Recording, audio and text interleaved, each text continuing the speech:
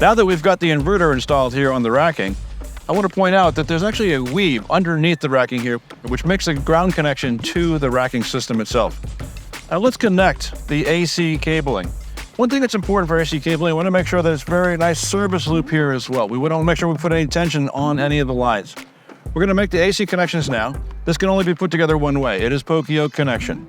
Push it tight, and you're going to hear 2 audible clicks. And just give it a quick tug just to make sure that it's in place. Now we're going to demonstrate the wire management clips. Simply pushing down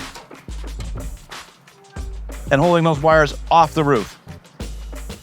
The last step is to actually use the cable management trough with your torque limiting driver and attach it directly to the rail.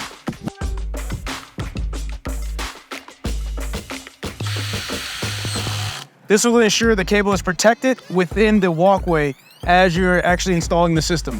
And that's it. You just completed AC trunk cable management.